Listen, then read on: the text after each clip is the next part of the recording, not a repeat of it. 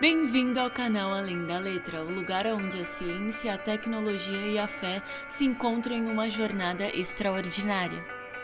Fala pessoal, tudo bem? Bem-vindos ao canal Além da Letra. No vídeo de hoje, nós vamos falar sobre 5 hábitos que podem te fazer prosperar segundo a Bíblia. Eu sei, você já deve estar se perguntando, Jeff, a Bíblia fala sobre finanças? Um cristão deve buscar riquezas, recursos? Nós já vamos falar sobre isso. Mas antes, se você ainda não é inscrito, se inscreva aqui no nosso canal Além da Letra, o melhor canal do YouTube para assuntos em relação à ciência, tecnologia, escatologia e conhecimento bíblico. Aqui nós mergulhamos nos temas mais diversos para trazer para você aí que está do outro lado da telinha um conteúdo aqui de responsa. Por isso eu conto com a sua ajuda. Não deixa de se inscrever, dar o like, comentar nos nossos vídeos. O canal é novo, mas já está ganhando engajamento. Eu quero agradecer por isso. E nós estamos também no Instagram, @Prof. Jeff Mendes. Depois confere lá. Sem delongas, bora pro vídeo. Prontinho, galera. Agora sim, já aqui como padrão, um PDFzinho clássico aqui do Além da Letra, porque eu gosto de esmiuçar os temas. Aqui você não fica com dúvida. Meu papel é esclarecer o máximo possível todos os contextos que abrangem o tema desse vídeo. Então, no vídeo de hoje, 5 hábitos bíblicos para a prosperidade. O que a Bíblia ensina sobre finanças? Nós vamos mergulhar nisso aqui. O primeiro conceito para nós já iniciarmos aí esse estudo é: viva abaixo do que você ganha. Pode parecer clichê, porém tem aqui um conceito que já é milenar e a Bíblia trata sobre isso com certa clareza para que a gente possa aqui receber sobre a nossa vida aqui. Primeiro ponto, ó. A Bíblia, ela nos ensina sobre a importância de vivermos com sabedoria e evitarmos o desperdício. Provérbios 21:20, nós lemos que na casa do sábio há comida e azeite armazenados, mas o tolo devora tudo o que pode. Isso fala sobre a necessidade e a compreensão de poupar. Amém, queridos? Então, quando nós compreendemos os conceitos básicos, nós mergulhamos naquilo que é profundo. Então, se você quer conhecer mais, vamos agora para um texto que vai nos dar base. Gênesis capítulo 37, nós fazemos a leitura da história de José do Egito. E essa história é uma história clássica quando o assunto é gestão, administração e finanças. Por quê? Porque através de José a obra de Deus teve continuidade e todo o povo foi alcançado, porque aquele era um período de grande fome. Você já deve saber disso. Eu vou aqui focar no conceito sobre administração e gestão. Veja que, enquanto José teve o entendimento de que era necessário poupar na época de fartura, e querido, aqui quando eu digo fartura, eu quero contextualizar que é no teu dia a dia, tá? Enquanto você tem entrada de recursos, é preciso guardar parte desses recursos pensando no amanhã, pensando numa possível mudança de cenário, para que você não seja pego de surpresa, para que você não seja surpreendido com uma eventual necessidade que não estava aí planejado. Então, o primeiro conceito, durante os tempos de fartura, José administrou, e o maior detalhe sobre esse conceito aqui inicial é que o Egito ele foi muito mais rico e próspero na época da fome do que na época até mesmo da fartura. Por quê? As nações da circunvizinhança ali não tinham mantimento. Assim, é verdade que o povo ele teve que sair do seu território e ir até o Egito para poder comprar alimento. Nós vemos isso na história de José do Egito. Então, o Egito ele teve ali a moeda, o seu alimento, os seus grãos, os seus cereais, como uma moeda de peso. Por quê? Ele poderia vender o preço que ele queria. Ninguém tinha alimento, todos eram obrigados a comprar do Egito. Então o Egito ele foi muito mais próspero na administração de José, muito mais rico do que todos os outros períodos. E isso é interessante para você refletir a importância de você viver abaixo. Sabe que os estudiosos dizem? Aqui atrás de mim, ó, tem aqui uma biblioteca. eu já li mais de 30 livros de finanças à luz da Bíblia, para poder compreender esse tema de forma ampla. E um conceito que ele é centralizado ali em todos os livros é que nós temos que viver um pouco abaixo daquele que seria o nosso real nível. O que eu quero dizer com isso? Se você tem uma renda de R$ 5.000, você tem que viver mais ou menos com quem ganha ali 1.800, 2.000, 2.500. Jeff, que loucura! É isso mesmo, querido. Se você paga um aluguel, procure uma casa mais simples, compre um carro mais simples, viva de forma mais simples para que você tenha sobra e para que esta sobra te permita prosperar, que é o tema do vídeo. Ninguém que gasta mais do que ganha vai prosperar. E nós vamos aprender também, muitas vezes você olha para o valor, para o volume, só que não é isso necessário. Nós aprendemos na parábola dos talentos que Deus deu a cada um conforme a sua capacidade de administrar. Então, se você não consegue administrar aqui no pouco, muito menos no muito, os problemas serão maiores. Aqui está uma chave para você já guardar aí no teu coração. Se você quer crescer, quer prosperar, quer realmente alcançar através da palavra de Deus, dos princípios e valores, uma nova condição de vida, viva abaixo do que você ganha. More num lugar menos centralizado, mas você vai trabalhar a longo prazo, porque isso no longo prazo vai cooperar a teu favor. Menos dívidas, menos preocupações, você vai sair do que nós chamamos modo sobrevivência, que é quando você está preocupado com água, luz, aluguel, gás, comida, e entrar no modo prosperidade, que é quando você começa a trabalhar investimentos, quando você começa a trabalhar conceitos de multiplicação, negócios e oportunidades, porque, detalhe, tá?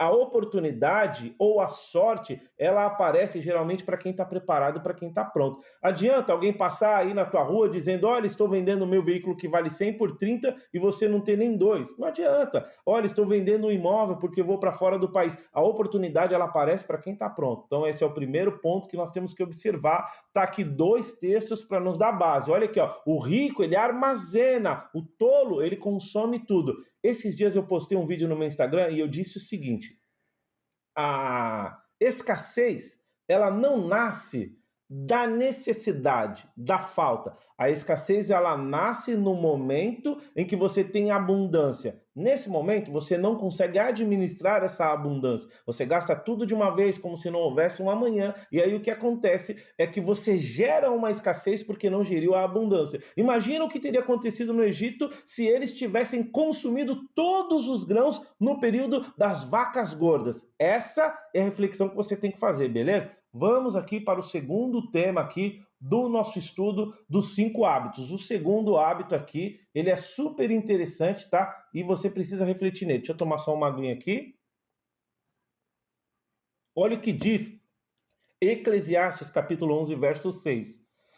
Ele nos dá aqui uma dica prática sobre a importância de nós diversificarmos as nossas fontes de renda, tá? Ó, plante de manhã a sua semente e mesmo ao entardecer, não deixe as suas mãos ficarem à toa, pois você não sabe o que acontecerá. Não depender de uma única fonte de renda é uma estratégia de sabedoria bíblica. Se uma fonte falhar, você tem que ter outras para garantir a sua segurança financeira. Queridos, isso aqui é tão importante que é quase o primeiro item. Só não está acima do primeiro porque você precisa entender que se você gastar mais do que você ganha, você vai quebrar a banca e todos os outros não vão aqui ter muito valor. Agora, uma vez que você entende que você não deve gastar mais do que o que você ganha, você parte para o segundo ponto, que é o que eu estava falando de modo sobrevivência e modo prosperidade. No segundo ponto, no modo prosperidade, você começa a pensar em novas fontes de renda. Ou seja, eu quero ser claro aqui com você o objetivo.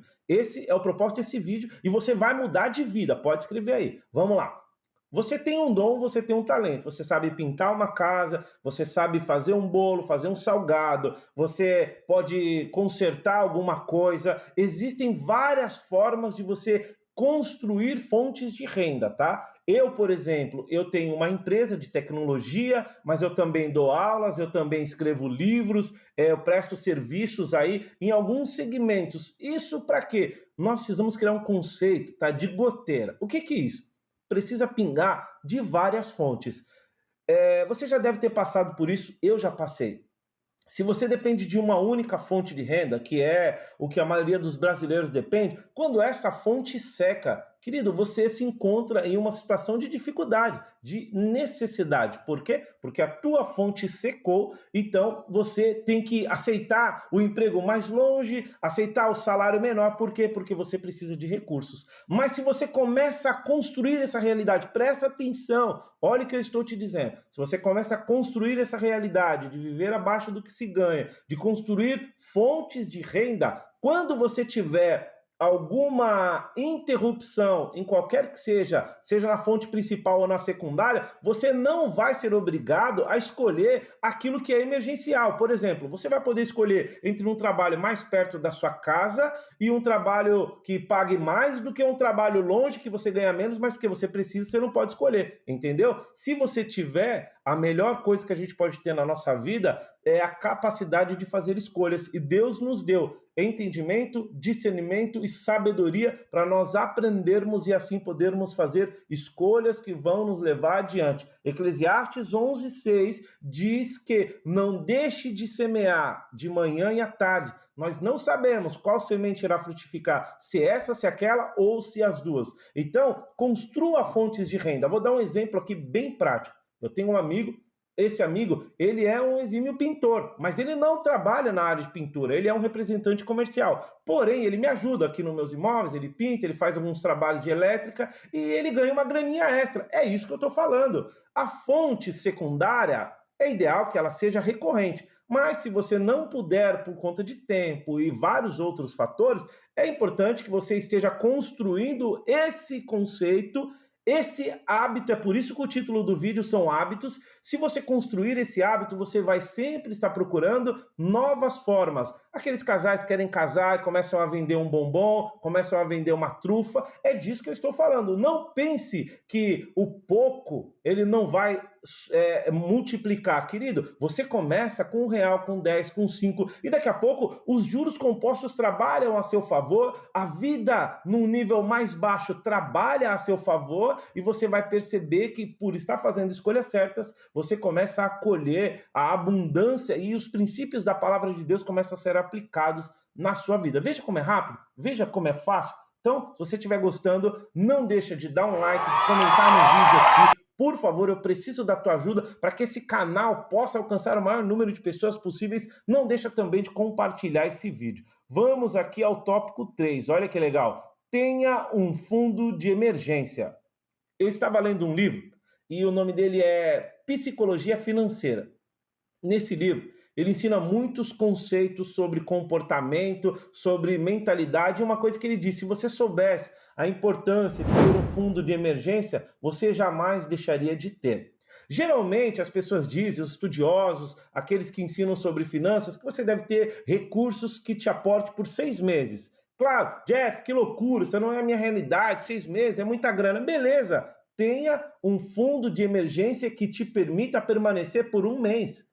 Por 20 dias, por 10 dias, mas tenha, imagine o que acontece com todo brasileiro. Você já percebeu que quando as coisas começam a dificultar, é tudo de uma vez? O carro quebra, a compra acaba, o gás acaba, a água corta, a luz corta, é tudo de uma vez. Mas, na verdade, quando nós estamos vivendo nos limites, qualquer coisa que saia das margens, da linearidade, né? Do linear, na verdade, qualquer coisa que saia do linear, isso começa a gerar um impacto maior do que teria. Por exemplo, o carro quebrar, se você fizer uma manutenção periódica, esse carro ele terá menos chance de quebrar, mas isso não quer dizer que ele não vai quebrar. Por isso, você tem um fundo de emergência, esse fundo de emergência ele vai te permitir consertar esse carro sem um impacto direto no teu mês, na tua renda. Vamos lá, ó. Em situações inesperadas, as situações inesperadas elas podem acontecer a qualquer momento. Não é porque nós somos aqui cristãos, não é porque nós estamos seguindo princípios milenares que não vamos ter dificuldade. Jesus disse, olha, tem de bom ânimo, porque eu venci o mundo, mas no mundo vocês vão ter aflições, então já se prepara sabendo que você vai ter. E olha que legal isso aqui, ó. A Bíblia nos prepara para isso. Em Gênesis 41, nós vemos como José ajudou o Egito a poupar nos tempos de abundância, o que os tornou prósperos durante a crise. Um fundo de emergência é essencial para garantir que, mesmo em tempos difíceis, você esteja preparado e não precise tomar decisões financeiras impulsivas. Olha o que diz Eclesiastes 9:1, aqui no contexto que nós estamos estudando. Ninguém sabe sobre o amanhã. Ninguém sabe se você vai, Deus o livre, necessitar de um recurso emergencial. E aí o que acontece? Se você não se programar para isso, se você não criar esse fundo, você vai ter que pegar um empréstimo a juros altíssimos, você vai ter que vender um bem que você trabalhou e suou para comprar. E eu tenho certeza que enquanto eu estou aqui falando, eu tenho o Espírito Santo, você também tem, o Espírito de Deus está falando aí no teu coração, poxa, você precisou se desfazer disso, daquilo e daquilo outro. Talvez não porque você era uma pessoa que gastava muito, não porque você era uma pessoa que comprava muito, compulsiva, mas porque você não tinha talvez o conhecimento sobre esses temas que são básicos, porém são temas que nós precisamos mergulhar na palavra para poder extrair. Então, esse fundo de emergência, ele vai te permitir não só sobreviver, mas até mesmo prosperar na dificuldade, prosperar no momento de crise, tudo bem? Então é importantíssimo, vá colocando 5, 10, 15, 20, não importa. Se em algum momento você tiver necessidade, esse fundo ele vai te ajudar. Muitas pessoas deixam ali valores consideráveis, tá? Quem tem mais recursos faz mais aporte. Faça da maneira que você puder, o importante é você fazer. Nem que seja R$1 por mês. Cara, mas R$30 não dá para nada, querido. Com R$30 você compra pão, você compra leite, você se alimenta por 1, 2 dias aí. Depende do tamanho da tua família, mas o importante é você saber que você tem que ter esse fundo de emergência. Olha que coisa interessante, né? Nós refletimos. O vídeo ele já está com 15 minutos, tá? Eu já estou acabando porque eu não quero ficar aqui muito prolixo aqui no vídeo. Então, vamos aqui continuar. Vamos aqui ao nosso quarto item. Olha que legal, ó. Invista no que pode gerar frutos. Jesus contou a parábola dos talentos e é exatamente aquilo que ele estava falando, Mateus 25, do versículo 14 a 30, mostrando que devemos ser bons administradores do que Deus nos dá. Eu tenho uma frase que eu escrevi no meu livro. Depois, se vocês quiserem, eu tenho 3 livros aí para compartilhar com vocês, tá? O primeiro deles é Apocalipse, os sinais dos fins dos tempos, um estudo escatológico completo, muito legal, onde eu comparo as profecias bíblicas e os acontecimentos do cenário real. O segundo dele, Deus não está em casa, um livro evangelístico que vai direto ao coração e fala com pessoas que acham que podem viver com Deus de qualquer maneira e não é dessa maneira. Nós sabemos que para viver com Deus nós temos que ter uma aliança, temos que morrer, nascer de novo, ser batizado e confessar o nosso Deus, assim como seguir os seus mandamentos. E o terceiro livro é O Segredo da Prosperidade. Nesse livro eu falo que um jargão que eu acabei criando ali é o seguinte: não temos posse em nada, em tudo nós somos administradores dos recursos do reino. Muitas vezes nós queremos aumento de salário, aumento de capital, aumento de ganho, quando na verdade o que nós precisamos aprender é o básico. Administrar o que Deus nos confia, para que aí sim nós tenhamos a habilidade de multiplicar. Olha o que acontece nessa parábola. Vamos aqui aprofundar um pouquinho. Vamos lá, mostrando que devemos ser bons administradores do que Deus nos dá. Investir em negócios, imóveis, ações ou outras formas de crescimento financeiro não é apenas sabedoria prática, mas também princípio bíblico. Devemos buscar fazer o que está em nossas mãos, prosperar e multiplicar. Veja que a divisão dos talentos ela foi pela capacidade de administração. Então, se você está ganhando muito pouco hoje, é porque a sua capacidade de administrar ainda é pequena. Mas eu posso te afirmar, era até você assistir esse vídeo e começar a aplicar esses princípios. O que tinha capacidade de administrar um talento recebeu 1. O que tinha 2, 2 e o que tinha 5, 5. O que acontece? Esse texto narra, o que tinha 5 fez 10, o que tinha 2 fez 4 e o que tinha 1 enterrou. Justamente porque ele não tinha informação ou sabedoria para gerir mais recursos do que aquele que estava nas suas mãos. Ele enterrou por medo. Muitas pessoas não prosperam por medo. Medo de começar um negócio, medo de talvez dar errado, medo de talvez falhar. Querido, Nós estamos aqui sujeitos a tudo. Por que você não vai acreditar em você, no sonho que Deus te deu? Você é mais capaz do que o que você se imagina. O que você precisa entender é que o conhecimento, ele pode ser adquirido. E a sabedoria, ela deve ser clamada, ela deve ser buscada, porque Deus dá a todos deliberadamente. Aquele que é falta de sabedoria, peça a Deus. Então, o que nós precisamos fazer é orar a Deus pedindo sabedoria para aí sim nós recebemos essa capacitação dos céus e aí, meu irmão, voar na sua área financeira. Top, né? Muito legal. Então, você não precisa de mais recursos. O que você precisa é aplicar os princípios bíblicos, é receber sabedoria e entendimento e começar a viver de forma abundante. E olha que legal aqui, gente, ó, o quinto tópico. Olha, a gente acabou de falar dele. Deixa eu tomar um pouquinho de água aqui. 19 minutos, tá um tempo bom para o vídeo. Busque sabedoria e conhecimento continuamente. Vamos aqui fazer a leitura do texto aqui, ó.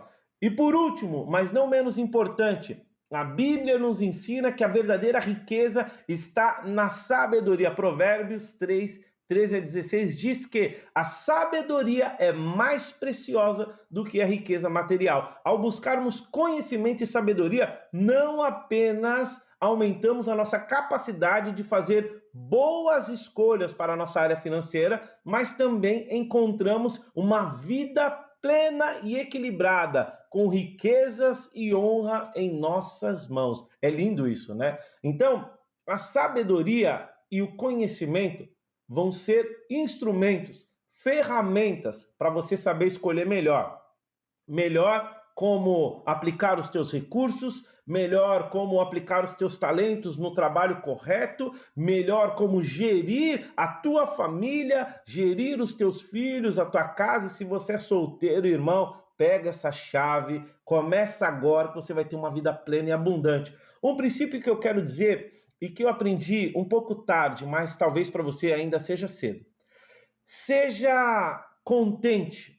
Seja alguém grato pelo que você tem hoje. Muitas vezes, na ânsia e na sede de alcançarmos os nossos objetivos, nós não celebramos o que temos no presente. E tudo aquilo que você deixa passar, você não consegue viver de novo. O tempo você não recupera. Então, celebre hoje. E tomar um caldo de cana, faça isso com alegria. Mas se você pode comer num restaurante fino, chique, faça isso com alegria. Porque não é nenhum e nem outro que tem importância. O que importa é você estar bem.